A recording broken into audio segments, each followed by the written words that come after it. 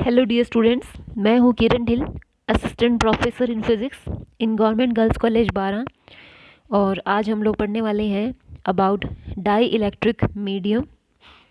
तो जैसे कि आप लोग जानते हैं कि कूलाम का जो नियम है वो दो आवेशों के मध्य लगने वाले बल का नेचर बताता है। दो आवेश Q1 और Q2 जो कि एक दूसरे से r डिस्टेंस पे मौजूद हैं, उनके मध्य लगने वाला जो बल है वो दोनों आवेशों के परिमाण के गुणनफल के समानुपाती, दोनों के मध्य की दूरी के वर्ग के व्युत्क्रमानुपाती होता है। ठीक है, जैसे यहाँ समानुपाती का निशान है तो ये हो जाएगा, और जब इसको रिमूव करेंगे तो यहाँ पे k कांस्टेंट आ जाता है, जहाँ पे k क्या होता है 1/4 pi epsilon not. Epsilon not जो होता है वो होती है निर्वात की विद्युतशीलता, परमिटिविटी ऑफ वैक्यूम।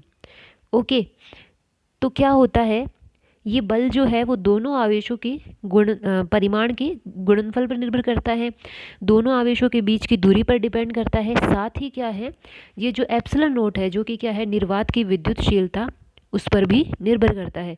यानी कि बीच में निर्वात है या कोई माध्यम है, क्योंकि माध्यम की विद्युतशीलता अलग होगी, तो ये माध्यम की प्रकृति पर भी निर्भर करता है। ठीक है, अब हम जानते हैं कि कोई भी जो पदार्थ होता है उसका बिहेवियर क्या है।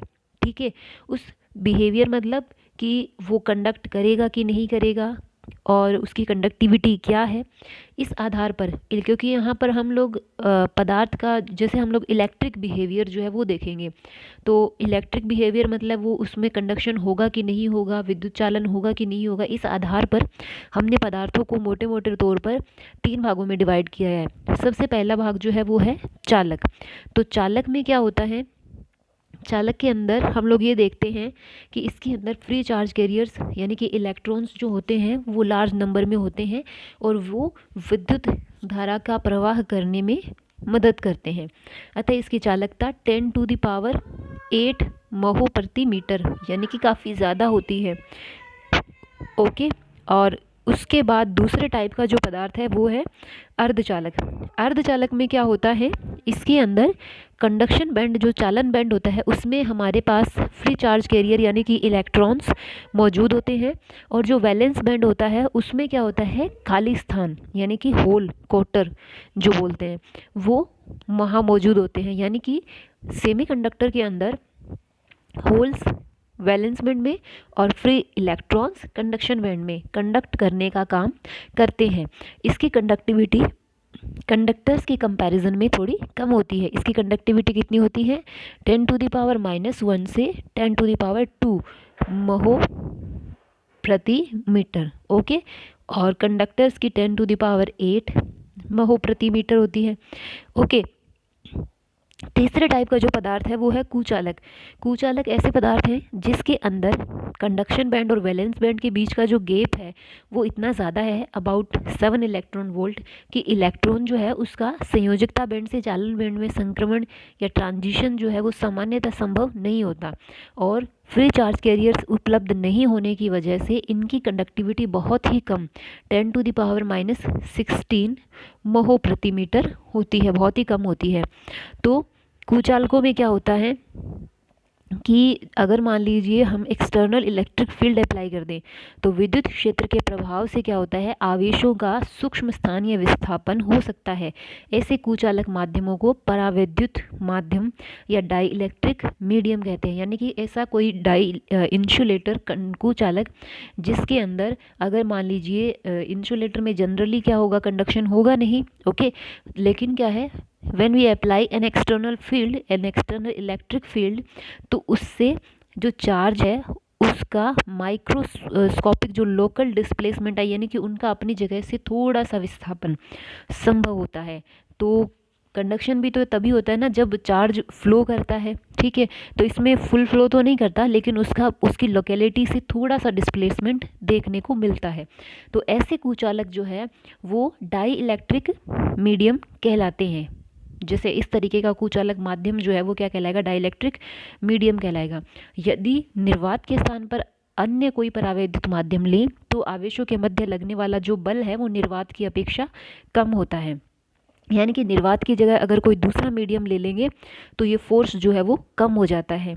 अगर मान लीजिए विद्युत रूप से समांगी एवं समदेशिक परावैद्युत माध्यम ले तो कूलाम के नियम से, यानी कि कोई ऐसा माध्यम ले जिसकी परमिटिविटी जो है वो एप्सिलन है, ठीक है, तो उस कंडीशन में ये बल जो काम करेगा वो होगा F is equal to 1/4 pi epsilon Q1 Q2 by r square. Okay, तो इसमें जैसे हम लोग देख रहे हैं कि अगर कोई माध्यम होगा तो लगने वाला बल जो है वो हो जाएगा F is equal to 1/4 pi epsilon Q1 Q2 by r square r cap. तो यहाँ पे एप्सिलन जो है वो उस माध्यम की विद्युतशीलता है, इसे हम माध्यम की विद्युतशीलता कहते हैं। वैसे यह एक नियतांक होता है, इसका मान जो है वो फिक्स रहता है, ठीक है, और ये डिपेंड करता है माध्यम की विद्युत प्रकृति पर। इसको हम डाई इलेक्ट्रिक कॉन्स्टेंट भी कहते हैं।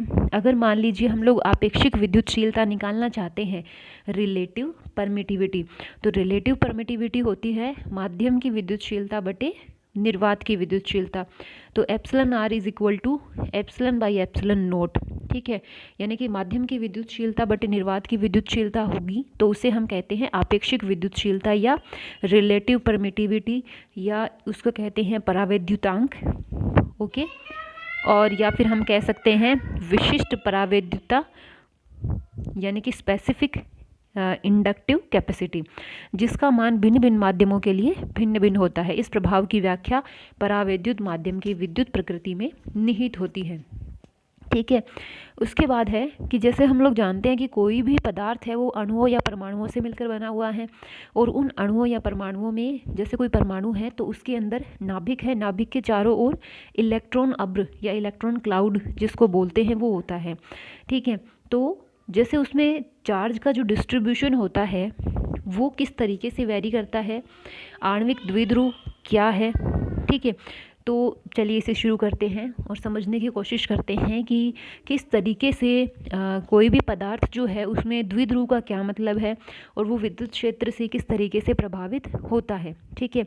जैसे मानिए कि कोई पदार्थ है, उसके अंदर नाभिक है और नाभिक के चारों ओर इलेक्ट्रॉन यानी कि ऋणात्मक आवेश जो है उसका सिमेट्रिकल क्लाउड यानी कि एक समान रूप से उसका वितरण है। जैसे ये सेंटर में नाभिक और इसके चारों ओर जो इलेक्ट्रॉन कंसंट्रेशन है वो एक समान है, ऐसा नहीं है कहीं ज़्यादा है कहीं कम है। और वैसे भी परमाणु का साइज़ जो है वो बहुत ही छोटा होता है, ठीक है, तो उसमें कुछ एंगस्ट्रॉम के ऑर्डर का होता है। तो इतने छोटे साइज़ में पॉजिटिव चार्ज लिए हुए न्यूक्लियस है और नेगेटिव चार्ज लिए हुए इलेक्ट्रॉन क्लाउड है। तो जैसे चार्ज का डिस्ट्रीब्यूशन होता है तो उनका जो डिस्ट्रीब्यूशन सेंटर होता है, अगर मान लीजिए उसका यूनिफॉर्म डिस्ट्रीब्यूशन है तो वो ऐसे लगता है जैसे वो संपूर्ण जो आवेश है वो किसी एक बिंदु पर निहित होता है, ठीक है, यानी कि वो एक पॉइंट चार्ज की तरह बिहेव करता है।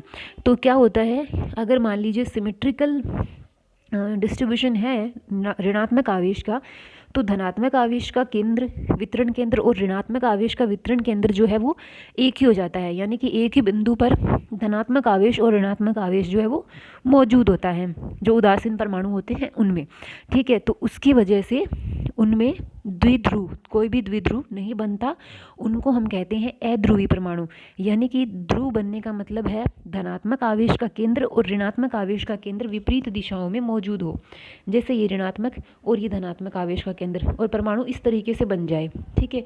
अगर मान लीजिए धनात्मक और ऋणात्मक एक ही जगह मौजूद हो तो वो अध्रुवी परमाणु कहलाते हैं, ठीक है। तो जिनमें ये एक ही बिंदु पर मौजूद होते हैं उनका द्विध्रुव आघूर्ण जो है वो 0 के बराबर होता है, ठीक है।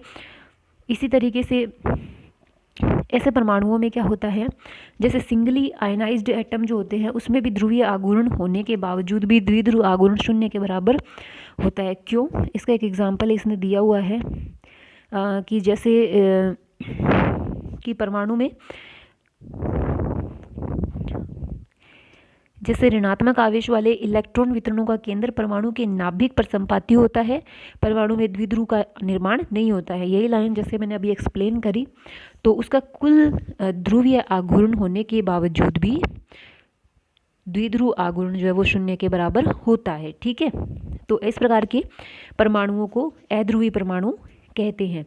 तो ऐसे परमाणुओं में क्या होता है कि जैसे मान लीजिए धनात्मक आवेश है और ऋणात्मक आवेश है, ठीक है, तो उनका जैसे उनका डिस्ट्रीब्यूशन जो है वो इस तरीके से हो जाए, जैसे इसने कहा है कि कुछ अणुओं में नाभिकीय बिंदु होते हैं जिनमें धनावेश होता है और ये नाभिकीय बिंदु समान मात्रा के इलेक्ट्रॉनों के अब्र वितरणों के रूप में घिरे रहते हैं। इन वितरणों में भी आवेश घनत्व चरघातांकी रूप से परिवर्तित होता है। तो ऋणावेश वितरणों में आवेश घनत्व का परिवर्तन तथा वितरण संरचना भिन्न भिन्न अणुओं के लिए भिन्न भिन्न होती है। यानी कि अलग अलग तरीके के अगर परमाणुओं की हम बात करें तो फिर ये होता है कि जैसे अगर हम लोग, तो उनमें क्या होता है, जैसे इलेक्ट्रॉन का जो डिस्ट्रीब्यूशन है वो जैसे सब में अलग अलग होगा, सबकी स्ट्रक्चर अलग है सब परमाणुओं की, तो उनमें क्या है परमाणुओं की संख्या सब अलग अलग होगा। जैसे इसने कुछ एग्जांपल दिए हैं अध्रुवी परमाणुओं के, जैसे हाइड्रोजन है, CO2 है। अब CO2 जो है उसमें 2 ध्रुव हैं, है ना, जैसे ऊपर लाइन लिखी थी ना, ध्रुव होने के बावजूद भी द्विध्रुव आघूर्ण का जो मान है वो 0 होता है। अब CO2 के अंदर इधर एक ध्रुव बना हुआ है, इधर एक ध्रुव बना हुआ है, लेकिन फिर भी क्या है द्विध्रुव आघूर्ण का मान 0 है, क्योंकि दोनों द्विध्रुव जो है वो एक दूसरे के अपोजिट डायरेक्शन में है और नेट द्विध्रुव आघूर्ण का मान जो है वो 0 हो जाता है। यानी कि जो ध्रुवीकरण होता है वो अणु के अंदर इस तरीके से है कि नेट जो द्विध्रुव है वो 0 हो जाता है। और इस तरीके से कुछ जो ध्रुवी परमाणु होंगे उनमें क्या होता है ध्रुवी और अध्रुवी, अध्रुवी जिनका द्विध्रुव आघूर्ण 0 है और ध्रुवी जिनका द्विध्रुव आघूर्ण 0 नहीं होता है। अध्रुवी तो हमने अभी डिस्कस किया है। इसके साथ ही हम इस बार अब बात करेंगे ध्रुवी की। ध्रुवी में क्या होता है, जो द्विध्रुव बनते हैं उनसे नेट द्विध्रुव आघूर्ण का मान 0 नहीं हो पाता। जैसे H2O की संरचना इसने दी है, तो इसमें क्या है जो द्विध्रुव बने हैं उन द्विध्रुवों की वजह से जो नेट द्विध्रुव आघूर्ण की डायरेक्शन है वो अलग है, तो नेट द्विध्रुव आघूर्ण जो है वो 0 नहीं होता, क्योंकि ये दोनों जो द्विध्रुव बने हुए हैं वो एक दूसरे से 105 के एंगल पे हैं, 180 के एंगल पे नहीं, अदरवाइज क्या हो जाते 0 हो जाते, जैसा कि CO2 में हुआ था।